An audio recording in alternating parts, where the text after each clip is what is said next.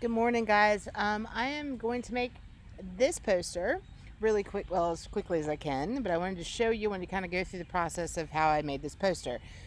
I pulled the idea from one of my children's books called The Wish Tree. I changed the title to Quest for a Wish Tree just to make it more interesting. And um, I knew the story, so I kind of just put together my own little thing. Okay, so this is my final poster. I'm going to show you how to create this guy real quick. All right, so I am going to open a new document, and I want my document to be 11 inches by 17 inches by 300 resolution, and my color mode is RGB for now. That's totally fine, and I'm going to tell it to create. Once I do that, I went ahead and put all of my images I was going to use into a folder. Okay, and they are all ready to go. So I am going to select all of these images. I'm just holding down my command key, which allows me to select files that are not right next to each other in my folder. And I'm going to drag them into Photoshop. And it's going to come up and it's going to have an X on it. And all you have to do is you have to say return, and it's going to place them in there, and it places them right into the center of your page.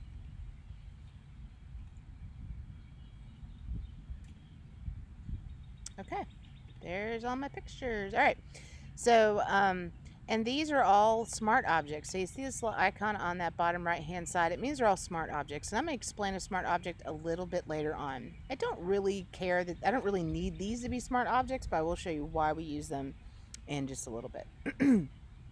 Okay, so I am going to take all of these layers. I'm going to select every one of them using my shift key. So I select the bottom or the top first, it doesn't matter, but I'm going to select either very top or very bottom, hold the shift key and select the opposite ends, and it will select all the layers in between. I'm going to go to my control key, which will give me my little flyout menu here, and I should have an option here to rasterize layers, and that's what I need to do to get those to not be smart objects anymore. Smart objects can cause some trouble just because some editing stuff you won't be able to do. So until you really are used to using smart objects, I would just get rid of them for now. So I'm going to rasterize. There we go. All right, so I have already kind of, I put this together because watching me figure this out would not be that interesting for you guys. So I know the stuff that I want to have and where I want to have it. So I'm going to turn off some of my layers here. So this snow-covered mountain is going to become my background. So I'm going to push this up to about where I think I want it to be. I kind of want that negative space at the top up there, but I don't want this to be too low. So I'm just going to name this background. All right, and then I'm going to move this to the very bottom. All right. This boat is a layer that's going to be on top of my mountains. So I'm just going to name this boat. Oops, if I can. And I'm just going to drag it so it's right on top of mountains. It's the only two layers I have on right now. I want to get rid of the sky. All right, the easiest thing for me to do this is my magnetic lasso tool. So I'm just running it along my horizon line, okay? And you guys, with a composite, one thing that's going to really help you make this situation a lot easier for yourself is to, and I'm holding down the shift key just trying to take it along my edge up there. I didn't need to go that high, but oh well. Anyway, finding colors in your images that match really well is going to be really, really helpful because you're not going to end up having to worry about matching color when you get into the composite. So I was looking for snowy images, so they had somewhat of the same kind of color going on anyway. But that's a big hint. Okay, find images that your lighting matches. Pay attention to where your lighting is coming from. Where is your light streaming from in the image, and rotate things as you need to make that work. So right here you can see I missed a little part of my image, so I'm going to add it in. So I'm going to hold down the shift key, and just with my lasso tool, I just circled it just to add it to my selection. Okay, so I want to get rid of the sky, and that's what's selected right now. I want to keep the bottom part. So I don't want to delete this though, because that is not really going to be that helpful if I don't blend it well, or if something was cut out that I didn't want. So I'm going to create a layer mask, but I'm going to invert my selection first. So Command Shift I. All right, and then I'm going to tell it to have a layer mask, and now I have gotten rid of the top portion of my page. Now, this honestly, this part of my image is not that important. I just wanted to keep it in there because it does give me a nice horizon to kind of work off of. So I want some of that iceberg to be part of my image, but I don't need the whole thing because I would just be crazy. So I'm going to go back to my layer mask. I'm going to reduce this brush. I'm just using a soft brush. And I'm just going to start painting out some of my image here and start pulling in some of this iceberg.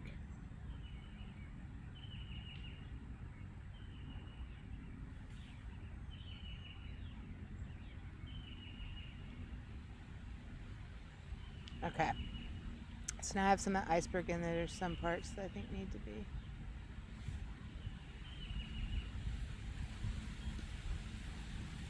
So I think this looks too close. I'm going to move my background up a little bit. Okay.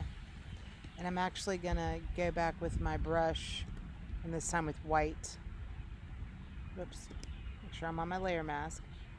Okay. I'm just going to, with white, I'm going to add some of my image back in.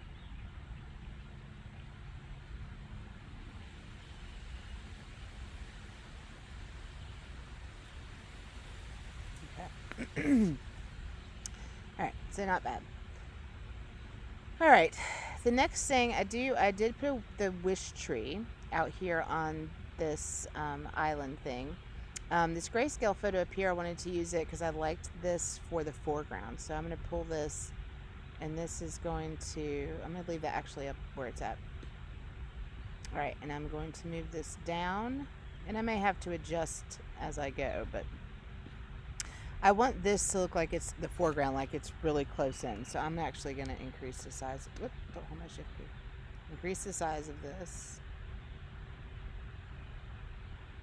And I can't really see what all I want to do to it right now, but I'm just going to leave it as is. So I can take my magnetic lasso tool and I could select the bottom portion. What I'm going to do, just for a different way of showing you, is I'm going to just give it a layer mask, and I'm going to use my black and whoop, I did not give myself a layer mask. I gave myself a new layer. There we go. Layer mask, paint with black, and I'm just going to remove the visibility of all the stuff I don't want. And I'm trying to make it like blend together, so a soft brush is going to be beneficial for that. Okay. I'm going to make my brush just a little bit bigger, just to go a little faster. And now the beautiful thing, you guys, about using these layer masks is that if there's something that I feel like I cut too much off or I didn't take enough away, I can always go back and edit. You know, you're not stuck. So cutting things apart and removing it completely and deleting it, limits you a lot. So I don't suggest doing it. All right, so far that's 1, 2, 3, 4 images. Okay. So let's see, let's do the waterfall next. So I have this picture of the waterfall, which I thought was cool. And I thought, I could probably make that fit in there very well. And I wanted it to be on this side because I didn't want to, where's my waterfall? There we go.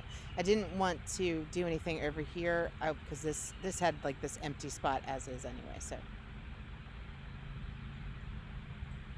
I'm going to rename this waterfall. All right, I'm going to rename this foreground. And one thing that you can do also is once you've got a layer and you have it where you want it, you can lock it up here. This little guy right here that looks like the move tool locks it so it can't be moved. So I'm going to lock these. And I may have to unlock them if I need to move them, but for now it's fine. So I want this waterfall to be on the other side. So I'm going to flip it. Edit, transform, flip horizontal. Okay. And now with this, I'm going to have to take some of it out and then kind of work it back in there. So I'm going to do the same thing on this one that I did on the other one. I'm not going to choose any selection tools with this, you guys. I'm just going to go in and start painting it out.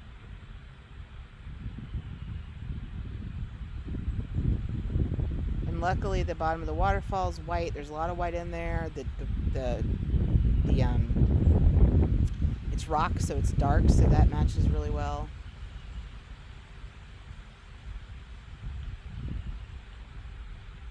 And it's a waterfall, so it's going to be somewhat misty at the top up there, so.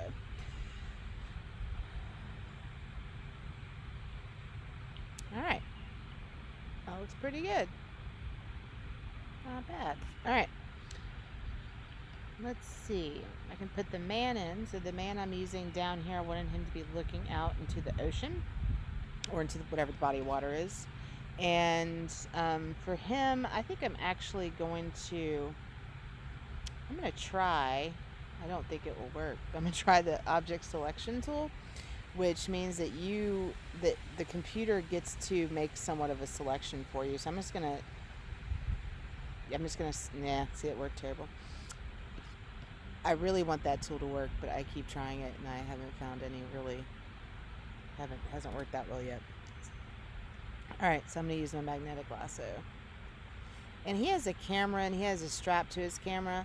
I didn't really care about the strap. I mean, it could become part of it. But I want it to look as good as I possibly can. And I do want to get some of this bottom part here. I don't want to just get the guy. I want to get some of the ground that he's actually standing on. So I've got a selection of him. It looks pretty good. I'm going to zoom in a little bit. So I've got a little bit in here that it went too far in. I just didn't notice. So I'm going to go back with my lasso tool and I'm going to add that part in.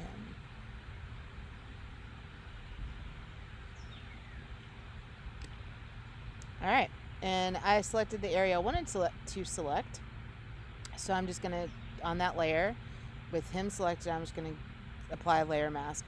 And I can just go in and edit this portion out.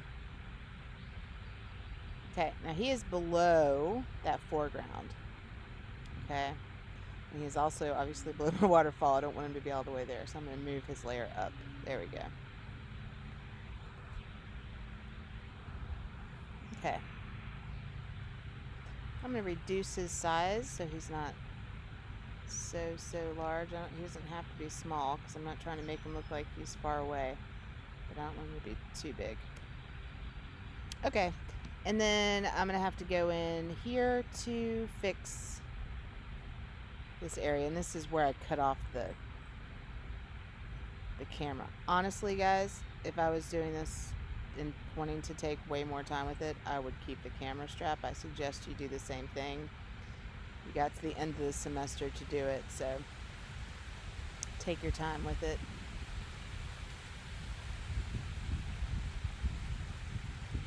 Alright. And I apologize if you're hearing a bunch of wind. Oops, I am painting over my picture. Don't do that. Okay, let's try it again. I am outside because my children are inside, so sorry about that.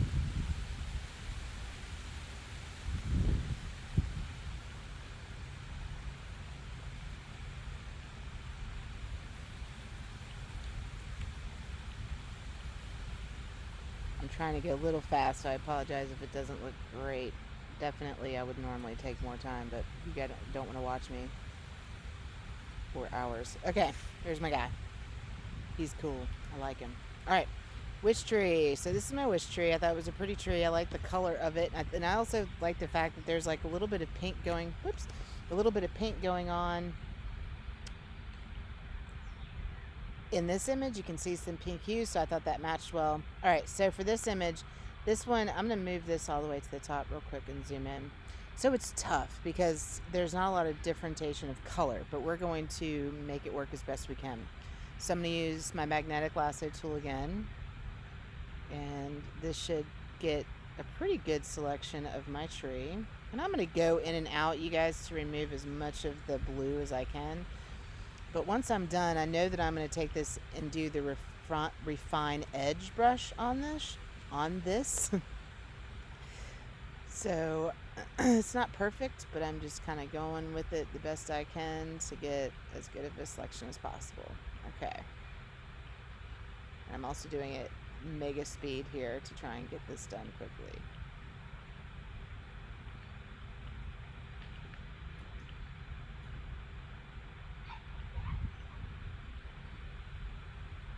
Also, probably going to hear my children in the background. There we go. My tree selected. I'm going to give that guy a layer mask. Ah, doesn't look so great since it's right inside the boat, which is I actually kind of like, but I'm not going to keep it there.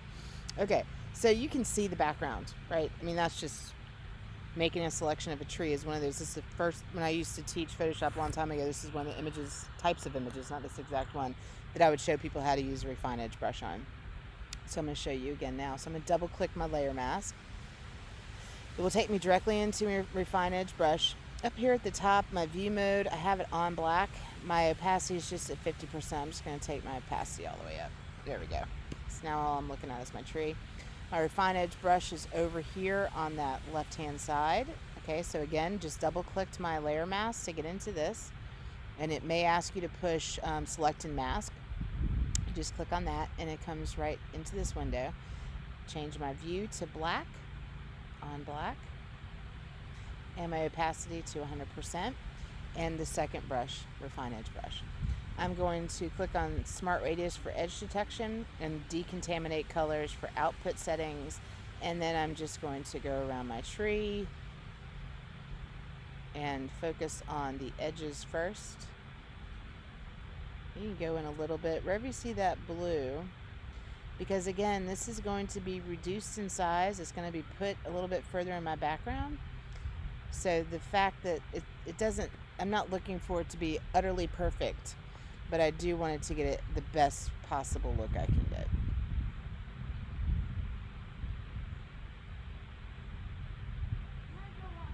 Okay, so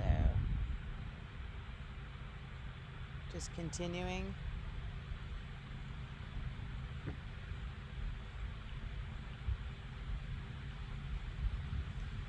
Around. Right. Now I'm going to start going on the inside here in some of these places where you see some of that blue.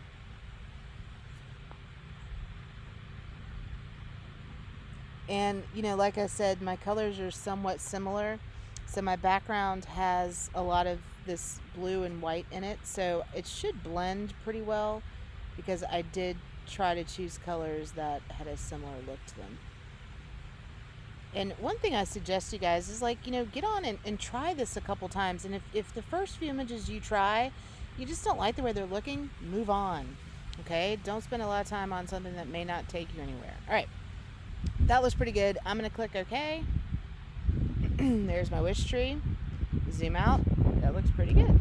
So I'm going to reduce it in size because I did not want it to be, it's like so close. I wanted it to look like it was in the distance over here.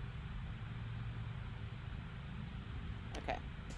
And then the only thing I did is I just didn't like the way that it's so flat right there in the bottom.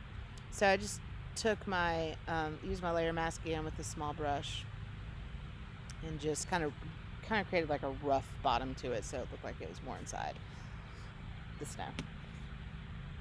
All right, guys, so that is, I'm going to start pulling these into a little bit better order.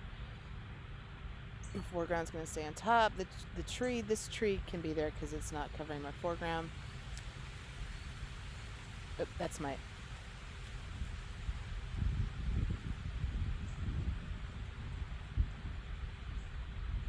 There's my wish tree. This is the old one. I'm just going to delete that layer so it doesn't get confusing. Okay, and I'm just going to name this wish tree. Okay, so here's my wish tree. And then so that's 1, 2, 3, 4, 5, 6. This is my 7th image, okay? And the 7th image is the pictures of these trees. And I wanted, like I said, I wanted to create kind of a foreground so that I wanted it to look like you're looking into, like you're in the woods looking into the poster, okay? So I took this image here. Oops. Get on the right layer here. All right, and I'm going to pull this over here, and then I want to take it out of its background. So there's a couple, I mean, this is a pretty, the colors of this photo are pretty black and white. And I honestly didn't feel like doing another selection. So what I did was I went in and I did a multiply, darken, actually looks pretty good. Multiply, darken, any of those will work. and you just, it's just going to remove the white from your background. So I did a darken, and I wanted it to look like it was closer, so I increased the size more.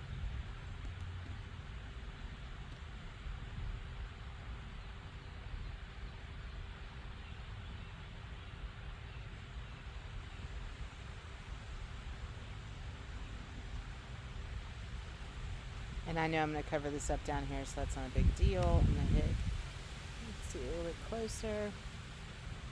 It's not bad. I think it might be smaller than when I had it on the first one, but that's okay. And then I wanted to put another one over here just because I thought it would look good. So I use the same layer. So I'm going to do a Command J to duplicate that layer. I'm going to bring this over. And I'm going to use this smaller one just because I didn't want it to be the exact same tree. I'm just going to make it a little bit bigger.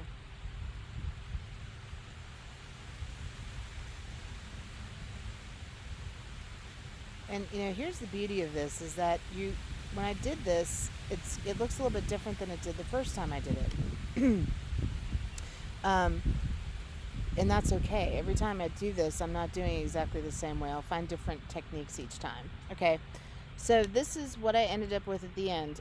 And the one thing that I did, and I don't think it's absolutely necessary, I just did it because I thought it would look better, is I took this tree and I did a blur on it, just so, because I teach photography, and having like depth of field creates perspective. So if I were to give that a little bit of a blur, I just got like go into my filter blur and just a Gaussian blur. Whoops, wrong layer. That one.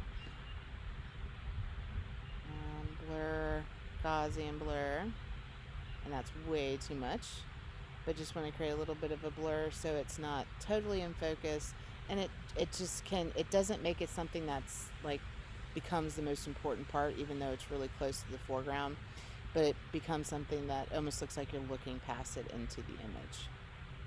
Okay, I think it could be a little bit bigger. Let me go look at my final one. Yeah, I made it much larger. I think it should be much bigger. I'm gonna zoom out.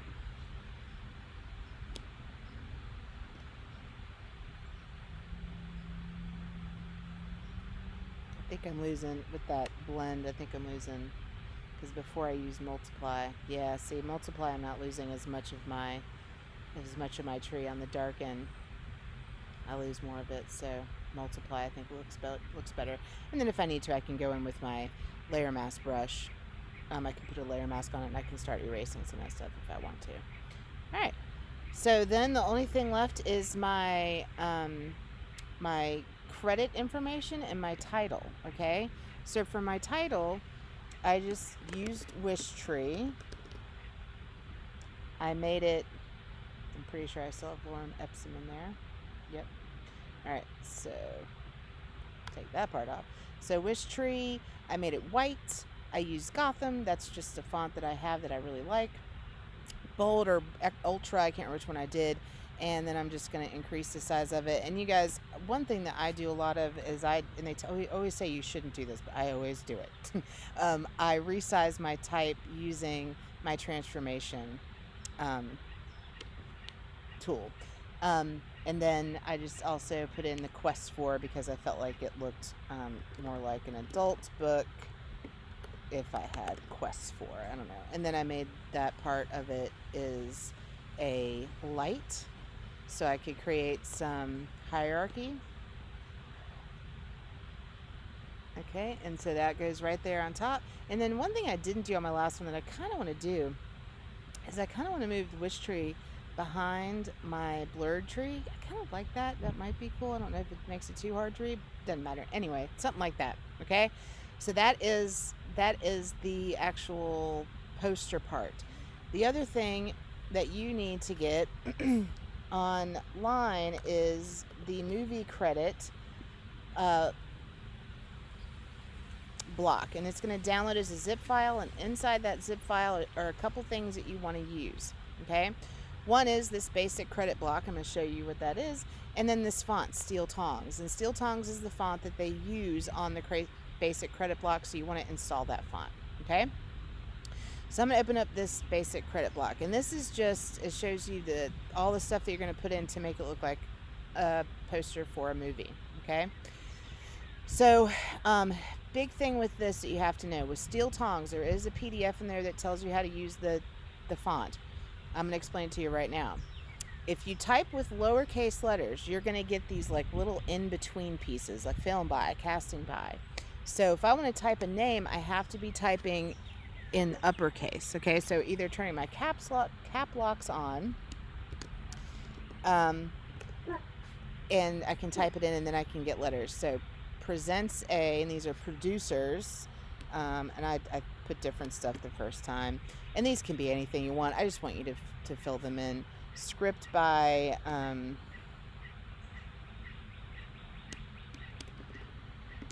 it's my dad, actor 1, Paul Rudd. You can have whoever you want. It can be you, I don't care.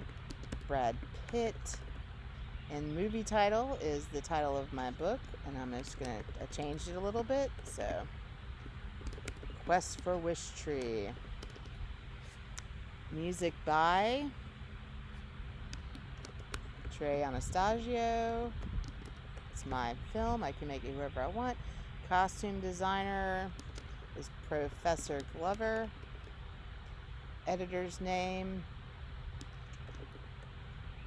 Thomas Keating. Designer's name, Carla Marchione. Director of photography, Professor Spires. Producer 1, Don D. Costin. Executive producer 2, John Davis. Producer 1, Adeline, it's my daughter, Marchione. Producer 2, Bowen Marchione. Story writer, Joe Marchione. Screenplay, John Fishman. And director's name, Paige McConnell. I don't care who these people are. You can make up names if you want. All right. So here's my basic credit block. Now this is how we use a smart object. So this is a file all by itself, basic credit block PSD, and I am going to do a file save as, and I am going to move this basic credit block into my composite folder. I'm going to replace it because I made one already. I'm going to go back into my composite here. I'm going to do a file, and I'm going to place embedded basic credit block. Okay, and it comes in and it is a smart object. And I'm going to show you the cool part about it in just a second. I'm going to make this bigger. Okay, that black box that's behind it, you can remove it in the smart object if you want. I'll show you how to do that in a second. But what I'm going to do is I'm going to give myself a larger rectangle at the bottom down here, so that I don't have any negative like empty space behind it. So I just drew with my rectangle tool, I drew a rectangle. I'm going to make my fill black, and I'm going to make no stroke. There we go, no stroke. And I'm just going to move that rectangle behind my basic credit block. Zoom in. Okay. My rectangle needs to be a little bit bigger, it looks like. Cool. Alright, my basic credit block looks like it can be a little bit bigger too. Something like that, a little bit larger. And I'm going to move it on to the very top because you can see that it's below some of my layers. So I'm going to put that on the very, very top here. There you go. So here's the cool thing about a smart object. Alright, so this text down here, let's say that I don't want it to have a black background, I want it to be white. My smart object, I'm going to double click it. It's going to open that file for me. I'm going to turn off that layer right there. And I'm not going to make it white actually because my text is white. But I'm just going to turn off that black background. And then I'm just going to do file save as. make sure it's going into here, save, replace. Oh, hold on, let me close this one.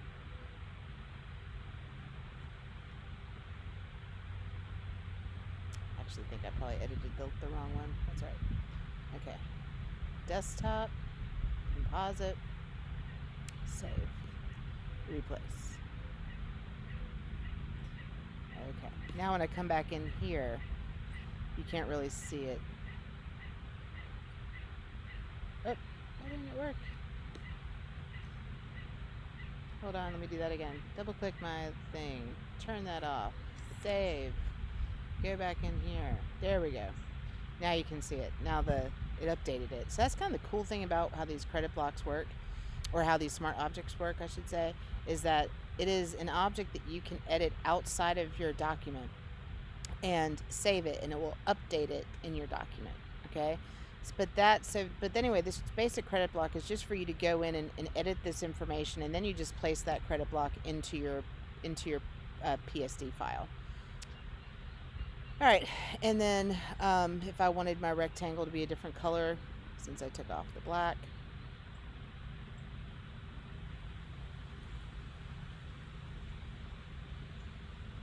pull that up behind my basic credit block, and there's my poster. Now I did a couple other things on my final poster too, you guys, but this is the gist of what I did. Okay, so that is pretty much the whole poster. The only thing that I did a little differently is I went in and I blurred the whole image just to create more of a blur on here, and that's not necessary, but I'm going to show you what I did. I'm just going to do it with just a few of these images in here. I'm going to unlock my images so I can do it. So all the images that are making up my composite, except for my trees and my text, I'm grouping together. So I'm going to do a Command G and group it. I'm just going to name it Group 1. Just leave it Group 1. And then I'm going to Command J on that group to duplicate my group. So now I have two versions of this file. Okay? This Group 1, I'm actually going to merge it. So I'm going to do a Control click, and I'm going to merge. All right? And then just to create that kind of overall blurred kind of look, I did a Gaussian blur on my merged file. And I should have done a little bit more. Hold on. Blur, Gaussian blur. Okay. So there, now it's blurred. Everything on that file, my edges came in a little bit, which I didn't really want them to do. Let me turn that, there we go. Just turn that layer back on. And then I put a layer mask on the blurred layer. And then I just used my brush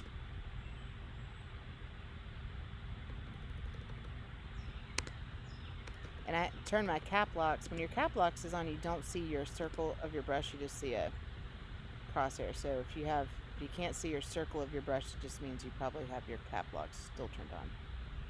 So now what I did is I just used my black and just a soft black brush, and I just started kind of clicking in the middle of my page and where I wanted my focus to be, and started bringing the focus back into that, so that my blur really only ends up being on the outer edges of those elements. And it just creates just a little bit more depth and perspective, and that's not a necessary thing, just one thing I wanted to show you. All right, guys, I think that's a long enough video for this. That is the gist of this project, okay?